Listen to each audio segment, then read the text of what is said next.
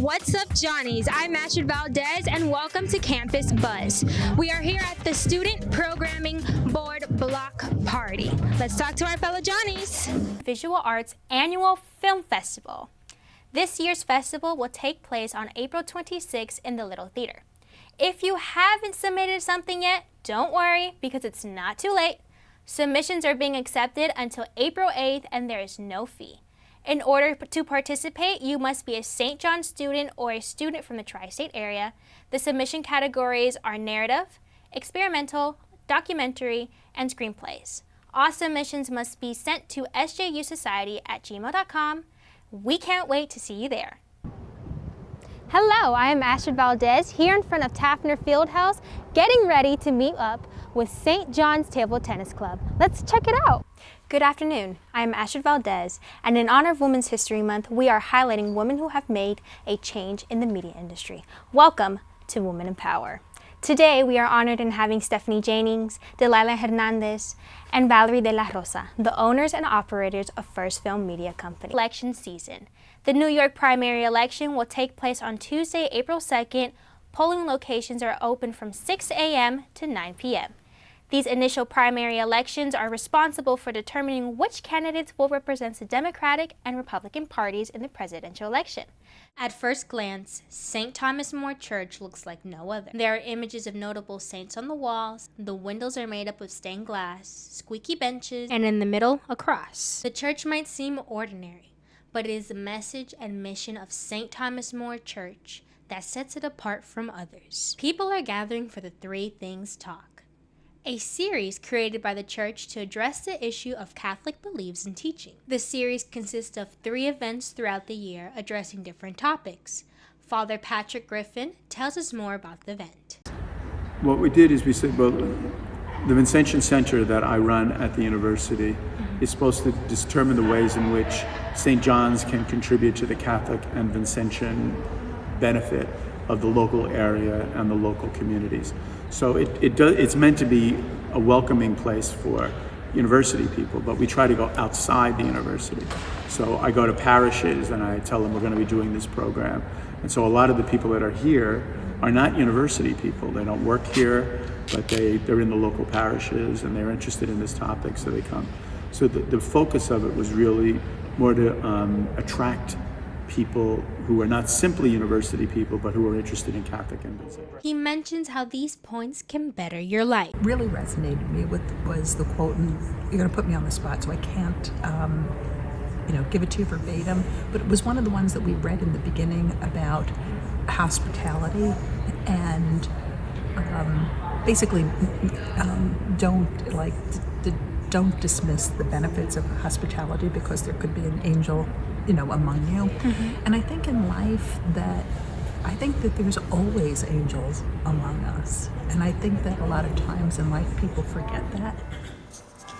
This is the last series for this year. The church will be live streaming its sessions and are open to receiving new information. I am Astrid Valdez, and back to you in the studio. Open the door and follow the melody into New Amsterdam Music Association, where jazz sweeps through your senses and invites you to sway to the rhythm.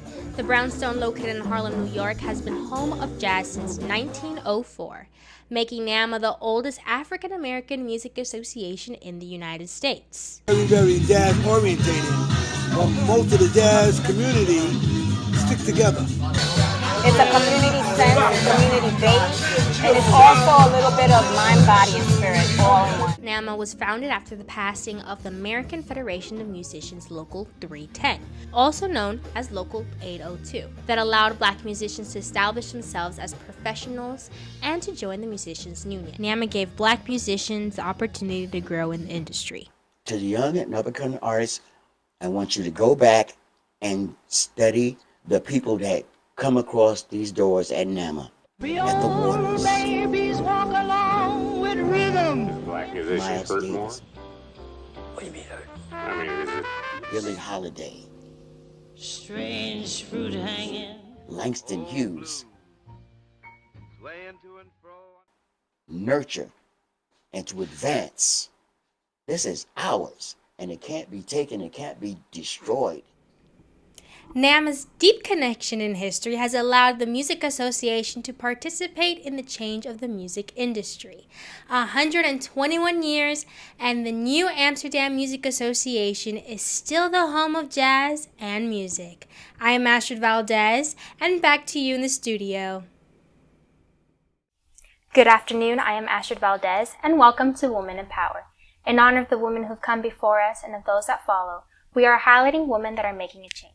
Today, we are honored to sit with Sharon Barnes-Waters, the Diversity Coordinator and host of City Views at 1010's News. How are you doing today, Sharon? I'm good.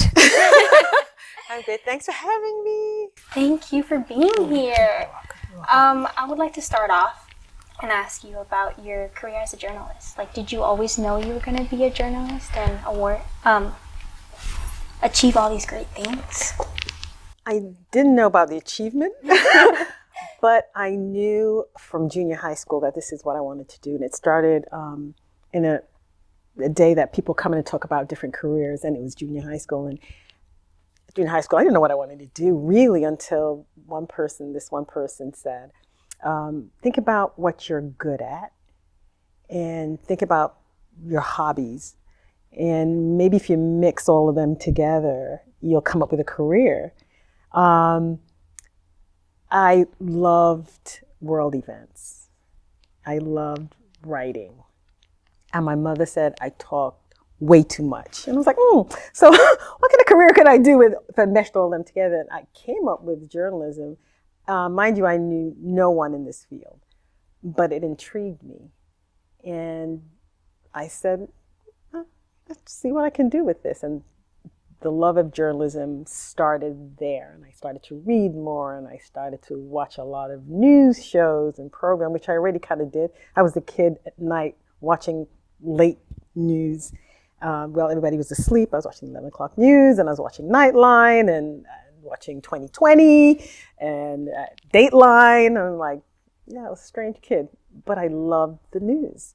And so I started my career path from an early age. And it's okay if people change. I just was the one that this is what I wanted to do, and I started my journey. So you work at 1010 Wins, but you started off as a sales assistant. Yes, because I graduated from NYU, and that very last semester, I was applying for jobs. I loved 1010 Wins. I would always listen to 1010 Wins. And I also watched Nightline, as I said, and I got an internship at Nightline. So when I saw there was a job opening at 1010 Wins, it was not in the newsroom. But I knew that there was only a door between the sales department and the newsroom. And so the job as a sales assistant, I took that, but I said to them, I went to school for journalism, NYU, I'm still paying back some bills. This is where I want to be. So after 8 hours in sales, I would go to the newsroom, make friends. I made friends with the news director. I would do things. They would show me things. I would write for them. And they got to know me. And so once an actual job opened up, and it wasn't full-time, it was a freelance news production assistant. They said, do you want to take that job? And I was like, yes. And so then I had to say, Mom and Dad, okay, now no insurance.